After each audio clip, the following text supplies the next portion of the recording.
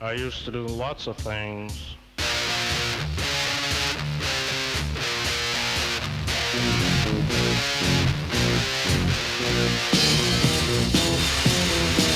I used to do things and I'd say things and Jesus I was evil. Take things and break things and Jesus I was evil. I never shook babies. You know what? That song used to be like, that'd be like WAP now, Oh, yeah. right? Yeah. Like that was a very scandalous song. Right. Who sings that again? Oh, I don't remember. Birds do it, bees, oysters down in Oyster Bay. Do it, let's do it, let's fall in love. That was like the horniest thing anyone's ever ran up to that point. Let me see. Oysters down in Oyster Bay. Do it. It's Cole Porter. Is that right? Oh, maybe. That is not what came up here, but I am right. It is Cole Porter. I don't know what the hell. Oh, this is this. Oh yeah, Cole Porter. Okay, yeah. All right, now that we got that out of the way, Yeah. Today's episode, we're gonna talk about Nic Cage. Yeah. Who is it safe to say we love? Yep. Okay. Yeah, and it's good timing. It has nothing to do with us trying to capitalize on SEO or anything, but this is the his latest film, Long Legs, comes out this weekend. Which I've heard really good things about. Yeah, people are comparing it to David Fincher's Seven, which I'm really excited about, like a sort of horror tinged. I have also heard that. Where did you hear that? I've just heard just kind of like because I'm just like in LA and that's what we talk about. Just bumping elbows with just rubbing elbows, executives and shit, all the parties I go to. Yeah. No, I'm just like in random reviews. I've also heard that though. I've heard now this term gets thrown around a lot, and I'm a sucker for it. Mm-hmm. I'll admit, when it's like the scariest movie ever made. Like I know the new Evil Dead, not the new Evil Dead, the reboot new Evil Dead from like 2016 maybe. I don't remember. That was supposed to be scariest movie ever made. It gets thrown around way too much. But I'm gonna see every movie that's ever given it. I know, yeah. So it works. Like, so it gets applied. It got applied to like some A24 films, films that I love, and you know maybe they were some of the scariest ones that year. But like it's like like The Conjuring. I'm sorry, not The Conjuring. Hereditary and The Witch. The Witch. Yeah. The Vivitch. That's a great movie, but I didn't think it was that scary. Like, did you? No, but I think in terms of being like it was probably one of the more unsettling. I think it was sort of like maybe our generation sort of like The Shining, where it's just like a weird, really bizarre, unsettling psychological horror film, and not really like an intense, like in your face, extreme thing. Go ahead. But I want to say something after you finish. Yeah, go for it. Oh, well, I'm sure you can guess, or regular listeners to the pod will probably see where I'm going with this. What I love about The Witch, one of the things I love about The Witch, it has Ralph Ineson. Oh yeah, one of my favorite voices in all of Hollywood. Yeah. And I don't know if we talked about this on the pod or if we talked about it off the pod, but The Omen, whatever the new Omen is the first Omen. Is that it? The first Omen? Yeah. Much better than I thought it was going to be. That's what I've heard. For like it's a mainstream horror film. It's pretty solid, actually, for not just a mainstream horror film, but like a prequel, kind of typical slop, throw it out there. It has the IP. Yeah. It's actually really good. And he finally plays the character I've always wanted to see him play, which is a rogue priest. As you know, one of my favorite archetypes in any movie is the rogue priest in an exorcism movie. Yeah. Now I wish he had more screen time. Maybe we'll talk about this in a later ep. I don't want to get bogged down in it. Like he kind of starts in it and then comes in later. I wish he was more of the main character. Right. The main character girl is really good too. She has a phenomenal scene actually when she's possessed, and it's like some of the best possessed acting I've ever seen. Yeah. But I've seen a lot of exorcism movies. But anyway, so Ralph Ineson is in that, one of my favorite all-time voices in Hollywood, and an excellent actor. And I think that was actually the first time I heard him in the beginning of The Witch during like their, trial or whatever. Yep. Where they get banished from the settlement, and I hear his voice. I'm like, who is that? Yeah. Like, Yeah. what is that incredible voice? So anyway, if you're also a Ralph Ineson fan like I am, definitely see the new Omen, the first Omen, because it's actually a really good movie, and he's in it. So, you know what else he's doing with that amazing voice? what is If that? I'm not mistaken, Mhm. Is he in a superhero movie or something? no. He is playing. Let's see, upcoming. Yeah, here it is. Yeah, he's playing. He's gonna be in the upcoming Fantastic Four film. He's playing Galactus. When you look at a picture of Galactus, you're like, oh shit! Like his voice is gonna be playing that. That's awesome. So. What's Galactus look like? He's just a big spaceman, like a big, like giant planet-eating space guy. But he's very humanoid. He just looks like a dude with like a big crazy helmet. But it's like, oh, cool. Yeah. Like, I'm glad that he's getting a cool voice, so that'll be fun. Well, I love that for him, but I hope he does other shit like The Witch and the First Omen, because those are my kind of movies. He's got a super voice, dude. So he does. Yeah.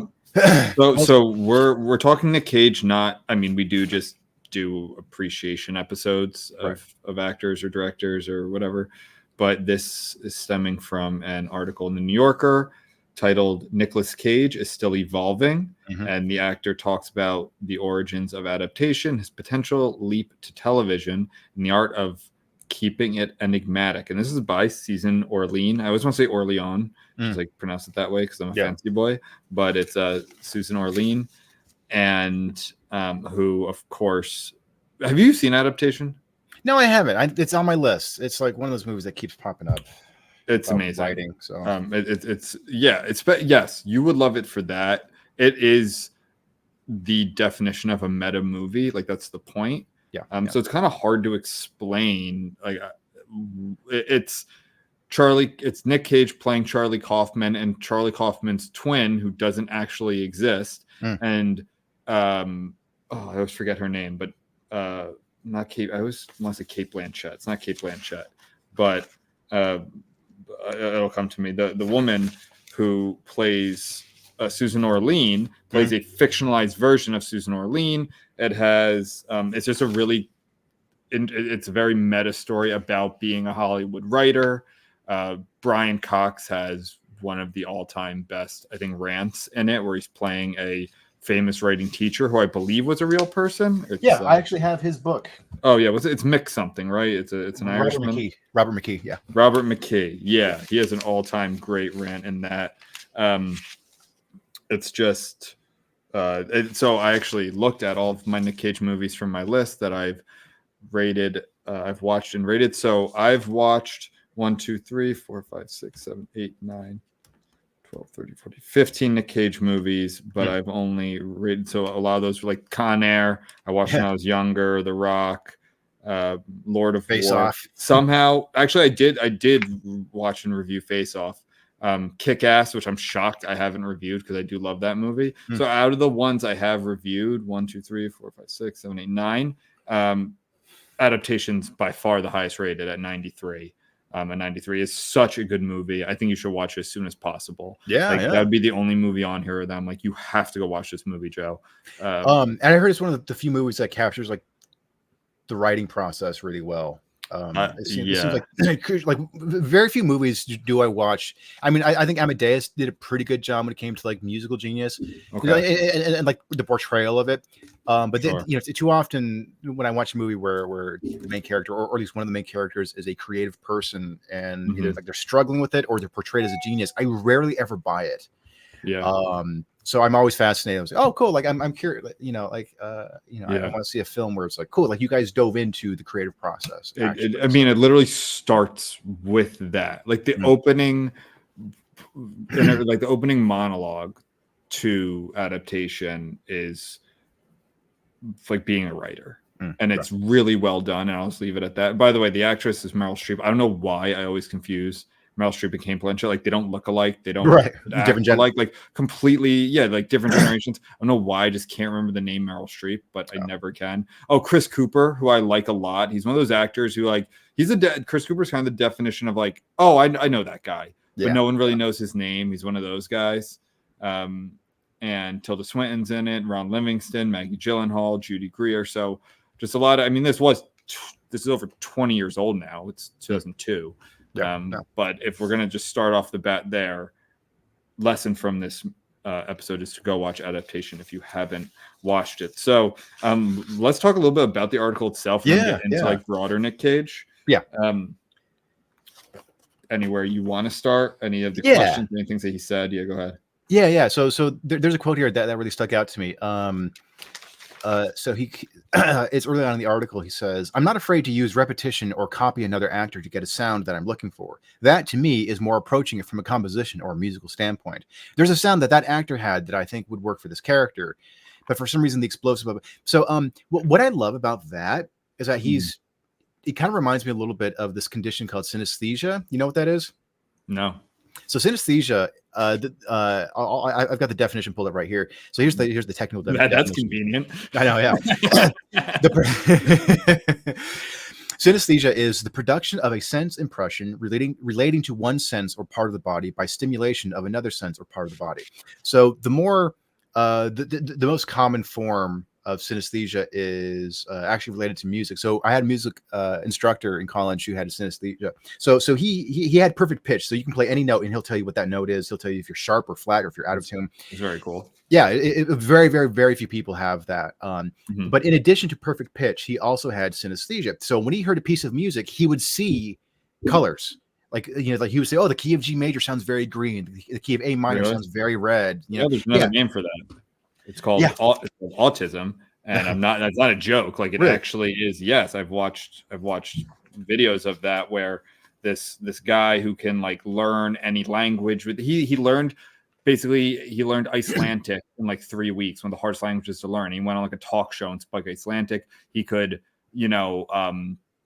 play chess, like multiple games of chess or whatever, like basically that kind of shit. And he would say he wouldn't do it with music, but with numbers, where he would see numbers as like shapes, like 5s being very diminutive and 9s being very imposing and things like that. And I mean, that I'm just bringing that up because it sounds like exactly what your professor had, where it's like he saw colors or he saw music as colors. Right. So, but it is the idea of taking something that stimulates his hearing and then it produces the effect visually for him.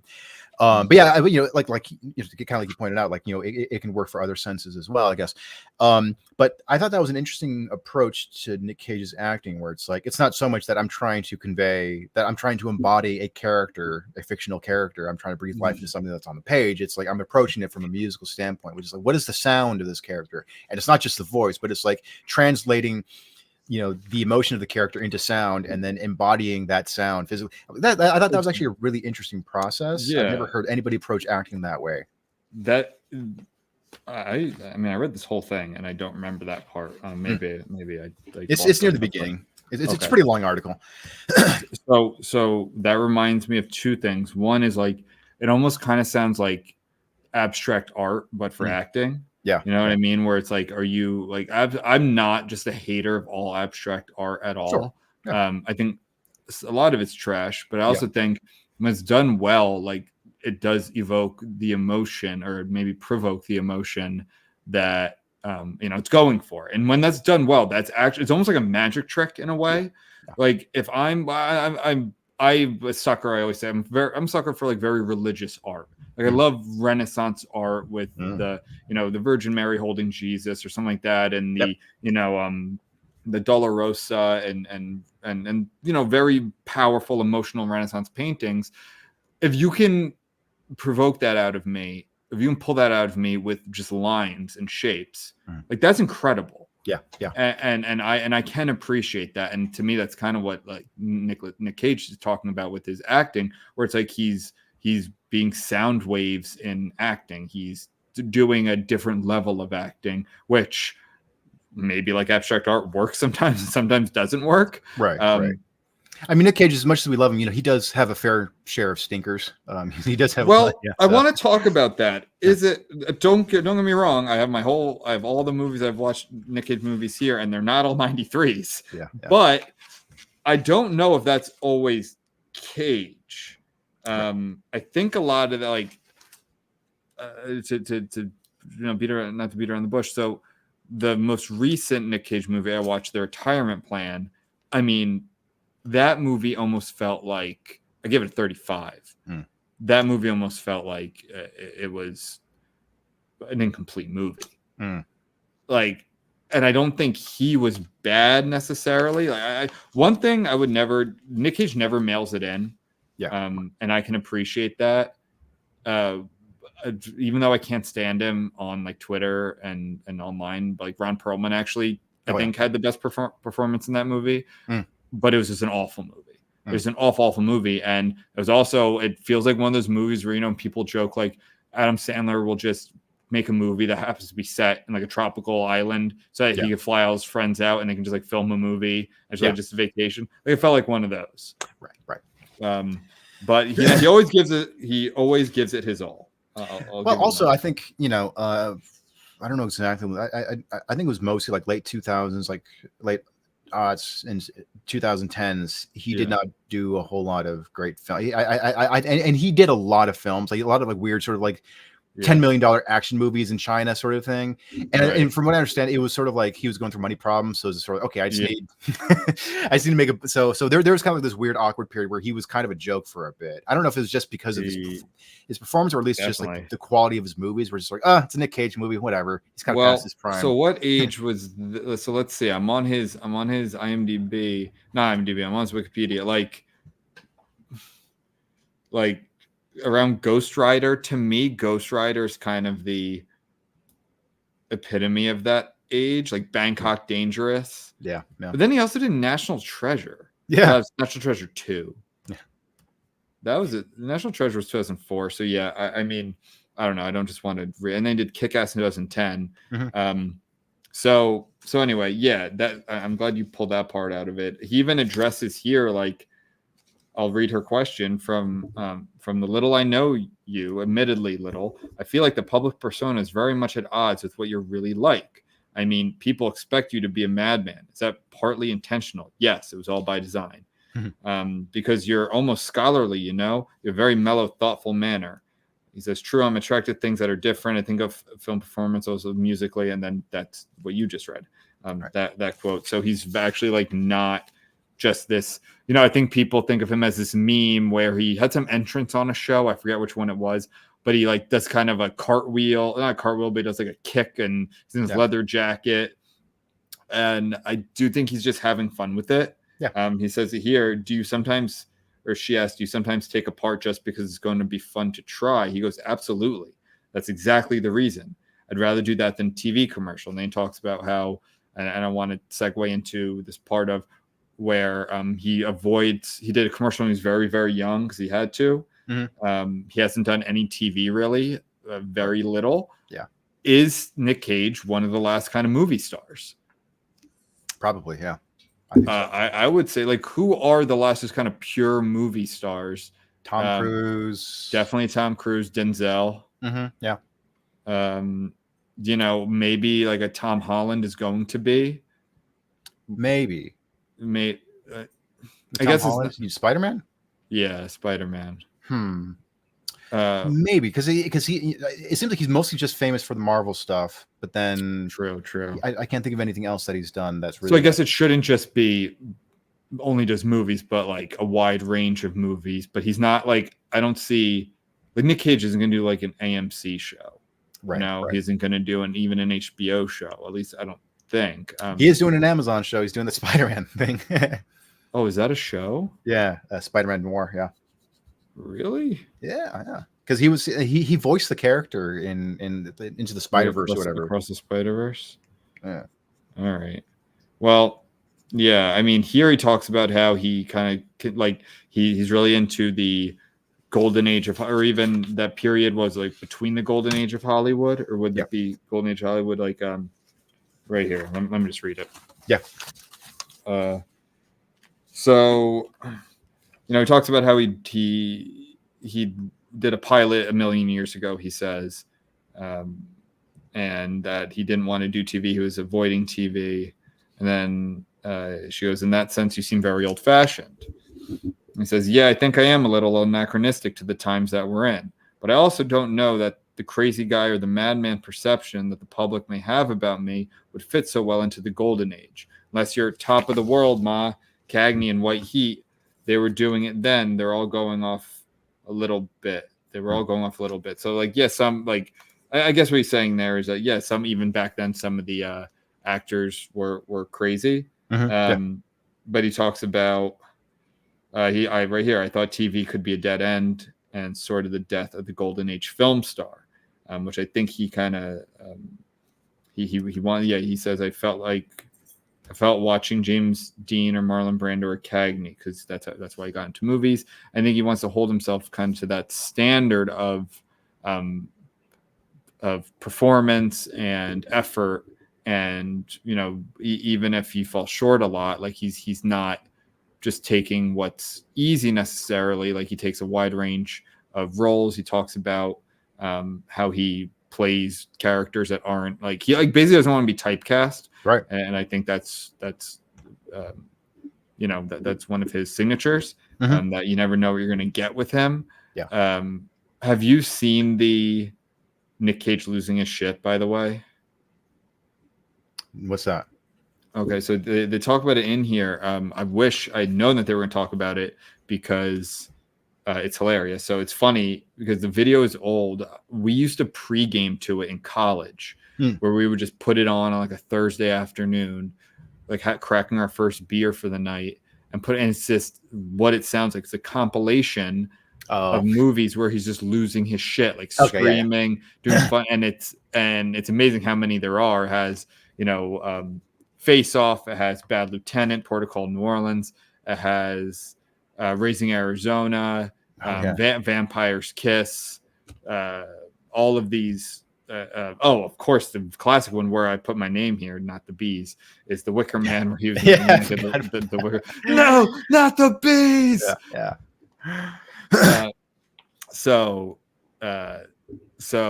yeah, it's a really, really funny clip that I think I watched it. I think we watched it at my bachelor party. It's like just classic. And he talks about how that moment when he first saw it, which I guess was as old as 2009, we were watching it probably like 2011, 2012. And he goes like this. So he's talking about being a father a lot in this, and who cares? Yeah, right. Yeah, who cares about that? And it basically brings up something about, so for me, I have to figure out how to surf that, like the phones and technology. I've been living with it now since 2009, I guess. And she goes, what was 2009? And he goes, well, that's when I turned on my computer and saw Nicolas Cage losing his shit. Laughs. I was like, okay, wait a minute. You're taking all my characters and all my freak out moments, and you're putting them all in this collage without any idea of how the character got there, without act 1, act 2, act 3. You're just watching these freak out moments and you think it's funny. And that's great, because it is funny. And maybe you'll go look at that movie, but there's a reason why the character's acting like that. It's not only for laughs, And so that's why. Do I talk to Susan Orlean for the New Yorker? Yes, of course. I'm going to talk to Susan Orlean for the New Yorker, because she's intelligent and she writes great books, and she's an artist, and we can have a conversation. Am I going to do Men's Health? I don't know about that, because I think all actors now have to be very careful who they talk to and where it's going. And then he goes on about like Instagram and stuff like that. Yeah, everyone should definitely watch Nicolas Cage losing his shit on YouTube. It's very, very funny. So one thing I like about him, and it's revealed, he kind of confirms this in the article, is he's talking about but it's not all acting can be. It can go even further back to the Billy Wilder movies and the kind of repartee that these actors had, like Edward G. Robinson, James Cagney. That's something I'm curious to bring back. To me, it's all different styles, and why not try a little bit of everything? Why get stuck? And I think that's good, because I think a real artist should be hungry. He's not, because he's got like an insane amount of range. Like I've seen him play sort of like the nebbish, sort of like the high school teacher guy, just kind of like awkward and kind of a doofus. And like I buy it. I'm like, yeah, I buy. He's kind of a doofus. He's kind of a dork, kind of boring in life. But then he's also played crazy action heroes, and I buy it too. And then I've seen him play supervillains, and I've seen him play. It's just it's like the wrong man, the wrong time sort of thing. He gets caught up and he's in over his head sort of thing. And it's like he does everything surprisingly well. And I like that about an actor. He's not someone who can just play one type. And also, but he's also driven to do that, to do basically everything. I think one of the the second highest rated movie I have of his is Pig, which I think came out 2021, 2022. Yeah, I still need to see that one. Yeah, it's really good, and he's very subdued in it and kind of brooding. And I just think it's a very interesting Nic Cage role. It's a really good movie. It's kind of a, it starts with a stolen pig, and it kind of takes you into like the underworld almost of fine dining in a way. And it's very cool. And he goes, and I bring that up because he says right here, where she asks, at the risk of asking you to pick a favorite, if someone were to say, I've never seen any of your movies, what should I say? What should I see? He says Pig. So right there, I mean, he's not picking Adaptation. He's not picking even Moonstruck or Raising Arizona or these other Leaving Las Vegas, much more well-known movies. But Pig. So do I have any other highlights from the article? Let me see real quick. I think you read that one. I think that's pretty much it. Yeah, I think that's all I have for really kind of what's worth discussing. It's a lot about their relationship and how weird it was for them. Fictionalized versions of one of them, of Susan, and then he's playing two characters who one's a real person, the other's a fake twin, but that's also a fictionalized version of that person. He says Kaufman isn't really very nerdy. He's very smart, but he's not like this kind of I don't know, onanistic, sweaty, balding, neurotic guy. Yeah. Which is very interesting that they chose that for the character. It's kind of funny. I like that. But did you want to get into more of his other movies? Yeah. So standout for me is Mandy. You ever see that one? I have not. No. That's a pretty fun one. It's a pretty metal movie. So it takes place in the early 80s, I think. Oh, okay. And he and his wife, they lived like this sort of reclusive life, like in a small house out in the middle of nowhere in the woods. And they have like this passionate romance. And his wife gets killed by a group of sort of like, it seems to be implied that they're like supernatural. Like there's almost like a Hellraiser element to them. They're like this. There's crazy like kind of a satanic biker gang, but like they don't really talk much. Like some of them talk, but then some of them are just wearing like leather, and they just seem almost vaguely supernatural. Right. So they brutally kill his wife and they fuck him up, and then he gets he gets a buddy to like build him like this huge crazy like axe sort of thing, and then he just goes on a killing spree. He just goes and kills them guys in gory ways. It's a very metal movie, but it's also pretty psychedelic.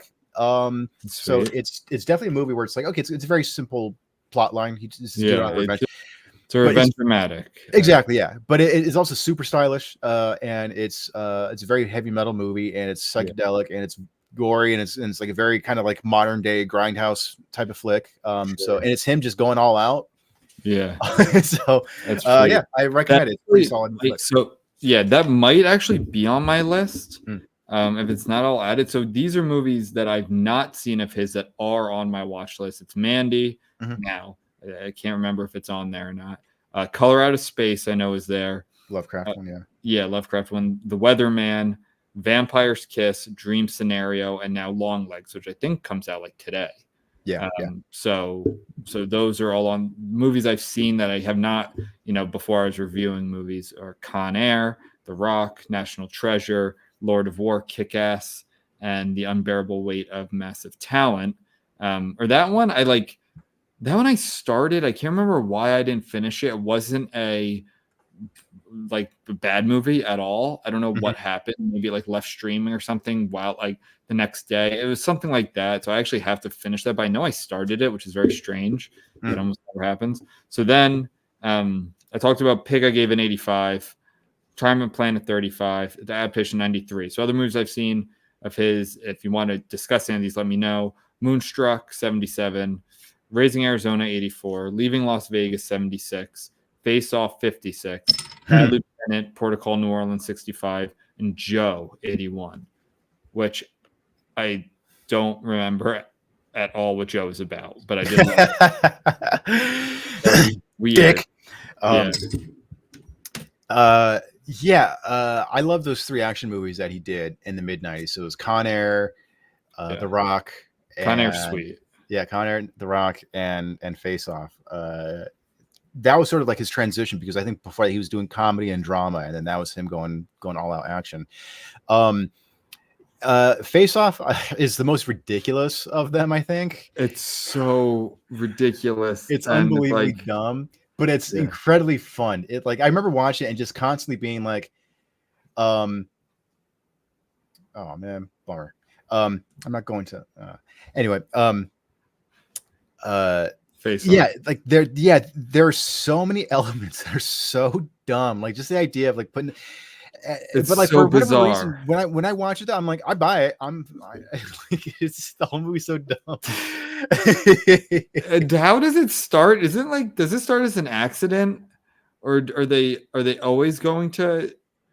I thought it was like they mess up one face, so it's like to fix it, then they put the other face on the other person. No. So John Travolta plays an FBI agent, Right. And who's I think like his toddler was killed by Nic Cage, who played like the main criminal in that movie.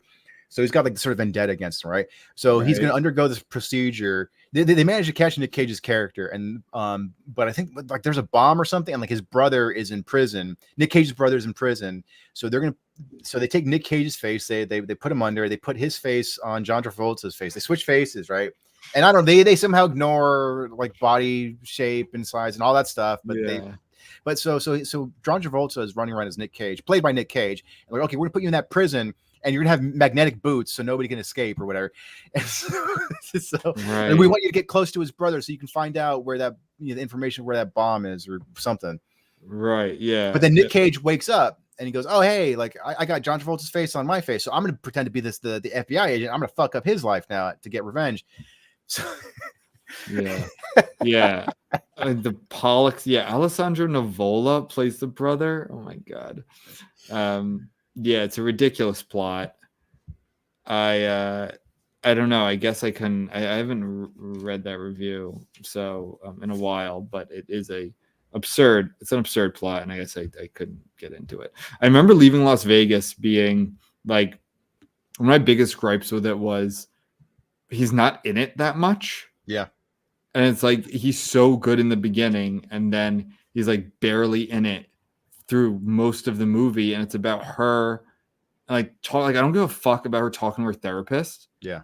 Like, I don't care. That's not why I'm watching this movie. He has one of my favorite shots with him is when it's like a slow-mo and he's just in the car screaming. Mm-hmm. It's like all the lights around. Yeah. That one is and I'm like, I wanted more of that. I can remember writing that in my review, but I gave it 76. It's a good movie. Raising Arizona, classic Coen Brothers. Yeah, that was a good one. I haven't seen that one forever, but I remember liking it. That was a cool one. Yeah, that's great accents. I'm a big fan of Holly Hunter, right? Yep. Yeah, Holly Hunter, very good. Bad Lieutenant has one of his best freakouts where he like puts a gun to like an old woman's head. No, and that's in the Nic Cage losing his shit montage or video, and it's probably one of the funniest ones because it's a crazy scene in the movie, but taking out of context, it's like one of the most bizarre. It feels like a comedy sketch. Yeah. I don't know. Jump in here with any of these if you have any opinion. There's a David Lynch one that he did, Wild at Heart. That's pretty terrific. Came out in 1990, I think. What when is that? 1990, Wild at Heart.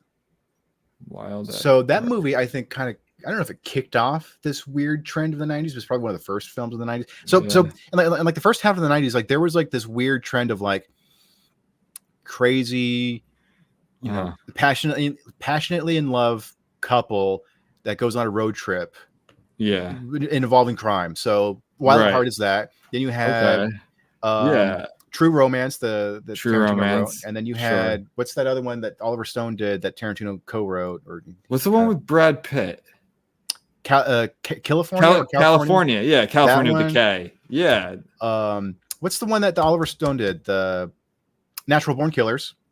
Oh, I always get that confused with True Romance. Yeah, Natural Yeah, Born but they're very, Killers. but like there's like this weird trend of like early '90s, Right. early mid-90s of passionate couple on a road trip. I don't know Why why was that a subgenre, a fleeting subgenre? I don't know, and it only lasted for like 6 years or something, from 1990 like 1995. It does feel very early 90s. Yeah, and then there was another one. It kind of flew under the radar, but it's like the most Gen X movie ever. It was called The Doom Generation, but it involved teenagers basically like accidentally killing people and going on a road trip across the U.S. Generation. But yeah, it's such a weird little, oddly specific. We should do an episode on what do you even call these? Oh, it's Rose McGowan. Yeah. Wow. James Duvall. Is he the brother or is he the son of? No, a different name. Right. Anyway, yeah, it's a weird movie. It's all right, I guess. It is very Gen X. That's a good way to put it. It's very Gen X. Yeah, and like I remember the tagline for the Doom Generation, I think, was like sex, violence, drugs, whatever. Like it's just like apathetic, like teenage '90s thing. Yeah. So Wild at Heart. This is Nic Cage, I think, in his element because he's going like absolutely nuts. But you're totally into it because he's in a David Lynch movie. So there's some bizarre surrealist stuff in it, but it also has, but it's like he's playing like this weird sort of Elvis guy. Like he's got this leather jacket and he's like Mr. Cool Guy and he's got this hot girlfriend. He's got this cat. And there's this one line. I'll pull up the line because he says it so many times in the movie. And Nic Cage, being Nic Cage, he says it with like the absolute enthusiasm. I'm gonna pull up this line real quick. The line is, "This is a snakeskin jacket, and for me, it's a symbol of my individuality and my belief in personal freedom." And he says it like Elvis. Yeah. But he says it multiple times, like whenever he's about to get into a fight or whenever somebody makes a joke about it. Then Wait a says minute. that exact line. Wait a minute. That's not the movie. What movie are you talking about? What's this called? Wild at Heart. Is that the one where he has like the sunglasses and is it also in Vegas? I don't think so. No, it's a road trip movie. Yeah. No, it's not. What's the one where you could be thinking of Deadfall? But that one also came out in the early 90s as well. No. Oh, well, this is a different thing. No, I always forget. I don't remember what this one is. But anyway, hold on real quick. Mm-hmm. Just going back to the Doom Generation. Mm-hmm. One of the characters' names is Xavier, and he goes by X. Yeah. Very Gen X. It's as Gen X as you can get. Look at the characters' last names, the three main characters' last names. In this one? In Doom Patrol. Or Doom God, I'd hate it. So, Amy Blue, Jordan White, X Red, Xavier X Red. Yeah. Oh, this sucks, man. Is this movie good? I don't know. I'm like I remember watching it. I remember like being like it's a pretty extreme movie. Yeah, I'm just looking at the words that have hyperlinks to them. Yeah. It's like disemboweled, threesome, and neo-Nazis. Yeah, it's a pretty wild movie. And I think it was one of the few movies that Roger Ebert gave 0 stars to, but it wasn't so much that he didn't like it. It was just sort of like, this movie is just so amoral. I can't really say whether it's good or bad. It's just like this weird. Oh, they have a devil's threesome. Damn. I'm gonna watch this now. Yeah, it's pretty wild, but I just don't remember like really liking it or hating it. It was just sort of like, okay, interesting. Yeah. I can't. Nic Cage. Yeah, dude. Because, I not to get back to the retirement plan. That movie was so bad. And I was like, oh, new Nic Cage movie. I'll watch. Like, I have a Dream Scenario that's supposed to be good. And it's funny because like those came out in the same year. It's a stinker like the retirement plan that just is the most like paycheck movie. Again, he doesn't mail it in. Like he's doing the work. Yeah. He's playing like the typical like retired FBI or CIA agent type guy who's very skilled in he has a very very particular set of skills, but he's living on a beach in the Florida Keys and a bungalow or something like that. Right. And he has to come out of retirement to save his daughter or some shit like that. Okay. But yeah, really, really bad movie. What have you seen Moonstruck? No, I haven't. How was that? But that's a classic. It's Cher. It's Cher. He's very Nic Cage is very he's really leading into his Italian, because if you didn't know, Nic Cage is a Coppola. Francis Ford's nephew, I believe. Yeah. He's the son of, is it his of Francis's brother? Let me see. But yeah, he's a Coppola. And another thing we have to give him credit for is like he purposefully changed his name. Yeah. To avoid nepotism, yeah. That's wild. Yeah. Like he was born Nicholas Kim Coppola. Yep. And he's began his films. He was in Fast Times at Ridgemont High. I don't remember. Yeah, he played a very small role in that one. Very smart. But I think he was still in a Coppola movie though. I think he was that? in The Outsiders or whatever. Did you ever read that book? Of course, read it in school, and I've seen the movie. Yeah, he played Soch #1, uncredited. Oh, he's a Soch? Yeah. Oh, that surprises me. Yeah. I would definitely have thought he was one of the greasers. The greasers, yeah. Yeah, of course. Oh my god, that seems weird. Yeah. Because like there's that famous picture with all of them where it's like it's like Patrick Swayze. It's Swayze, Tom Cruise, Emilio Estevez, who's Matt Dillon. Yeah, who's a really good looking one. I know they're all very good looking, but who's the one who's like known for being very good looking? St. Elmo's Fire. Oh, Rob Lowe. Rob Lowe, yeah, Rob Lowe. Yeah, and I'm like, wait, and so of course I'm like, is Nic Cage in that group of guys? Yeah. But no, he's a Soch, all right. Yeah, dude, that's a big. That was a big. Oh, funny story. My friend and I always talk about this. So in the book, it's spelled like SOC, right? Yeah. But it's pronounced Soch. Yeah. But we would just call each other socks. Yeah. It didn't make any sense, but me and my friend Nick, we would call each other socks, just no reason at all. Just it was a dumb name. Yeah. And one of our teachers thought like we were using some like new slang, some like new like nasty vulgar slang, and we both got kicked out of a class once. Really? And we're like, it doesn't mean anything. We're just calling each other socks, and because of that book. Yeah. You made us read. Exactly. Like this school made us read. We're just mispronouncing a word. That's all it is. Yeah, I mean, it's just like, when I was in middle school, my friends and I, we all call each other the N-word, but it's like, yeah, it was To Kill a Mockingbird. Like it was from, like, that's why. Yeah. Well, you were saying it in Spanish, probably. Yes. Yeah. That's how we got away with it. Yeah. But yeah, no. So Coppola still directed that one, so he's still got like a little bit of. That's probably him just giving him a bone, I guess. Yeah, dude. I forgot about that. I give him a ton of credit for changing his name. Yeah, and also I give him a ton of credit for like where he got that name from. Where it's actually from? It's a superhero. It's a Marvel Comics hero, Luke Cage. Oh, Luke Cage. Oh, I didn't know that. I know Luke Cage. Wait, isn't Luke Cage black? Yep. And he went by that. That's cool. Yeah. No, he's actually been known to be a pretty big comic book fan, so that's why he was in the Ghost Rider and I mean, it is a great actor name. Yeah. Nic Cage, Tom Cruise, also a fake name. I forgot. Do you know Tom Cruise's real name? No, I don't actually. Tom Cruise from Glenridge, New Jersey. Yeah, he is. Whatever. Oh my God, he has like the most waspy name ever. Thomas Cruise Maypother the Fourth. No wonder he changed it. I mean, that's a cool name. Oh wait, his middle name's Cruise. Oh, okay. Yeah. All right, so that's not as big. Yeah, relatives William Mapother. That's a cousin. Anyway, he was born in New York, but yeah, I think he went to Glenridge High School. Whatever. No. Anyway. Okay, Nic Cage. What else about Nic Cage?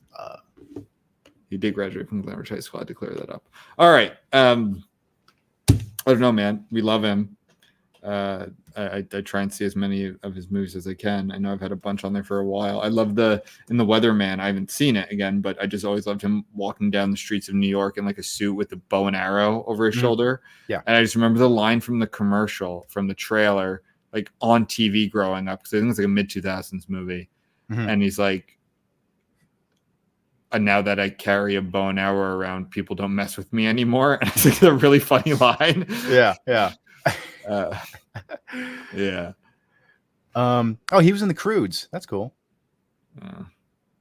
I'm looking at his film because I'm trying to remember. Oh, let's talk about Kick-Ass. Oh yeah, Kick-Ass. Kick-Ass, not. I don't know how I feel about his performance in Kick-Ass. I think it's weird and not in a great way. I'd probably say Kick-Ass might be the opposite sort of. It might be an outlier in that. When I was saying earlier, even bad movies, like I like Nic Cage, like in Face Off. Yeah, he's wild and he's fun. I think Kick-Ass might be the opposite, where I love Kick-Ass. I think it's a great movie, especially the first one. And I think it was cool what it was saying at the time about superhero movies. Yeah. But I think his character, I hated the accent. Do you remember it? Yeah, he was inspired by Adam West, the original from the TV show Batman. That's what Adam West sounded like? Not really. I don't think I think the accent is different, but I think in terms of just when you compare the two, you can kind of see some similarities between their performances. Oh, all right. I didn't think that's what Adam West sound like at all, but that performance I always found like I would have loved it. I would love to see it redone, just him with like his accent or a normal voice, because it's like this weird Southern thing. Yeah, where he keeps saying "child," and I'm like, oh, it's like grating to me. Yeah. But yeah, Kick-Ass was a cool movie though. Cool. Anything else about Nic Cage? Anything else about the article? I don't think so. I would definitely recommend reading it. It's pretty standard with a little more obvious, understandably, like a lot of focus on adaptation, which I'm going to go on a limit. It's probably his best movie. I haven't seen all of them, and obviously, but I'm just looking at this list. Dream Scenario is supposed to be very good. Long Legs is supposed to be really good. Yeah. But I would say, was that? You know who directed Long Legs? No, who? Oz Perkins, who was the son of Anthony Perkins from Psycho. Oh, really? Yeah. No. I did. He's done some pretty cool horror movies. He keep saying Oz in there. I didn't know who that was. What else has he done? He did a pretty cool version of what's the one with the gingerbread house and no, not the gingerbread house, like the Hansel and Gretel, but I think it was called Gretel and Hansel. Is that good? It was pretty cool. It was pretty cool, stylish horror flick. Like sort of fantasy horror film. It's pretty cool. I haven't seen any of his movies. Yeah, I think that's the only one of his I've seen. Well, he's only directed the first 4. He's only directed one of those, The Black Coat's Daughter. He wrote the others. And then he directed Gretel and Hansel, but he didn't write it. All right. And then he has a movie coming out called The Monkey in 2025. Hell yeah. I'm the pretty thing that lives in the house. That's a cool title. Gothic Supernatural. Yeah. All right. Cool. I mean, he's in Psycho 2 as a young Norman Bates. That's right. Forgot about that. Oh, he's done more acting. Yeah. No. He's in Nope. I saw Nope. Finn Bachman. I don't remember who that is. Breakfast. Anyway, he's in Legally Blonde. That's funny. Not another teen movie. Uninterested guy. All right. Well, we'll look out for Oz.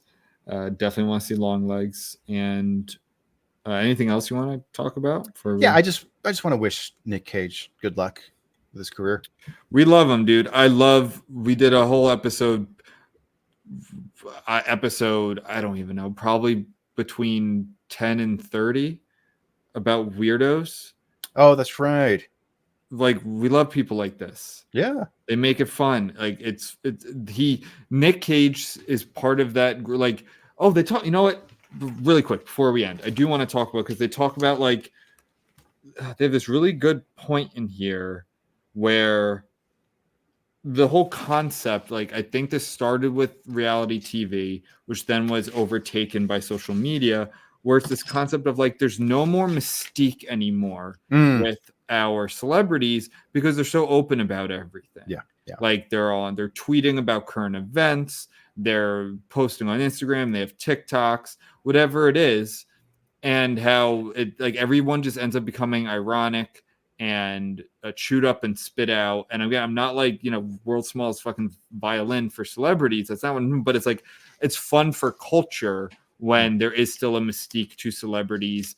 Like, again, like I think Denzel has it. I think Nic Cage has it. I think Tom Cruise has, like, there is still that to it. And we're going to eventually, I think those are going to die off. Maybe like, I think, who I think is going to be, or is now and will continue in the footsteps of Nic Cage is like a Chalamet.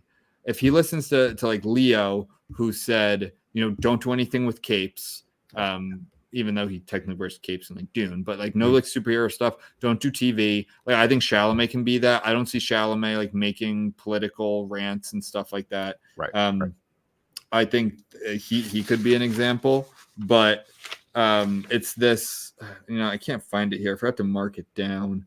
But you know where I'm going with this. It's the like we the opposite of this would be like a Mark Ruffalo, right? Or a George Clooney, who is of this age. He could, but he like just wrote an op-ed in the New York Times about about how terrible Joe Biden is. And I'm going to applaud him on that, but it's also to bring in another Democrat or whatever. So it's like, I like that Nic Cage. I think Nic Cage, all I think are movies, right? Yeah. I don't think they're politics. I don't think he hasn't won an Oscar, has he?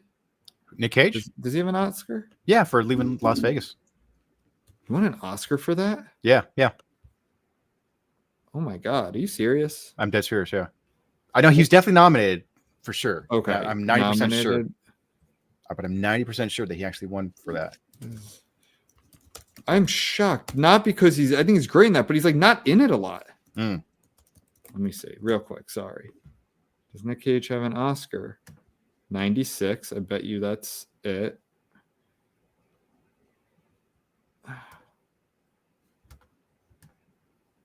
Anyway, I don't know why did it take me to 2024? Yeah. Best actor in a leading role. He won it for Las Vegas. And he was nominated for best actor in a leading role for adaptation. Yep. Wow. Okay. So he does have an Oscar. Great.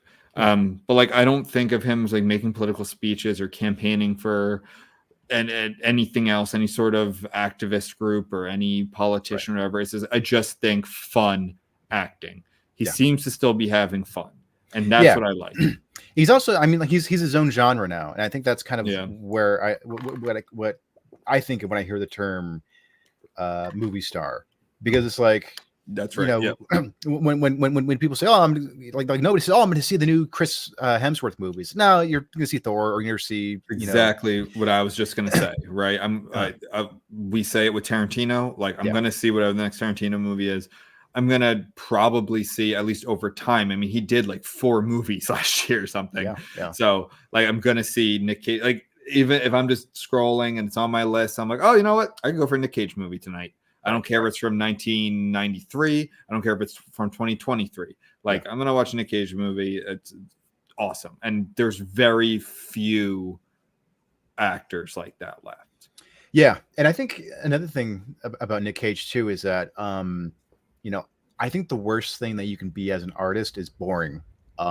Because when it comes to film, I'd much rather see an interesting failure. Asian. Huh? Or Asian?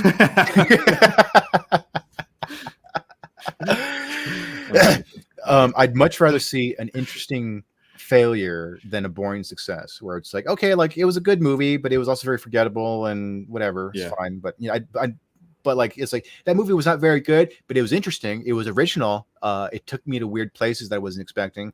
And I think Nic Cage he seems to be only doing, I don't say interesting failures, but he seems that he's a huge fucking risk taker. Yeah.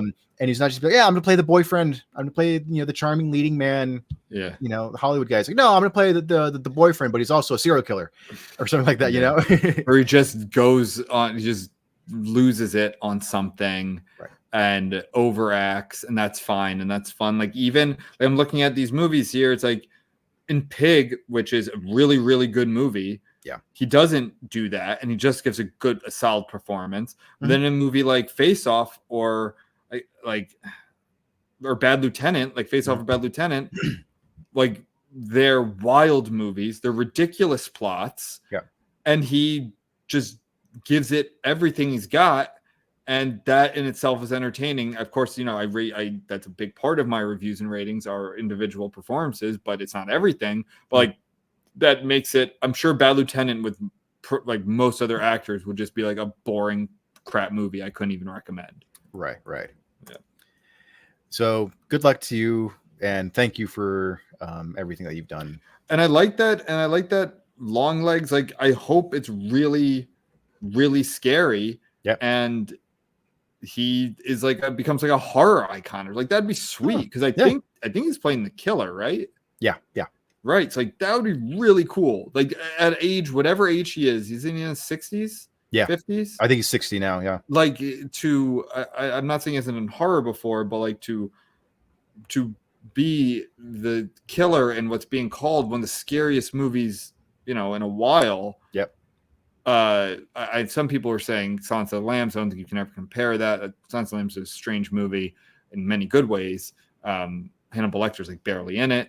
Yeah. But to even be in that conversation, like, of course that could just be marketing, but that's what I'm hearing, is that there's like a really scary movie. And when I think scary, I do not think Nic Cage. So it just would show more of his versatility, which I'm very excited for. Yeah.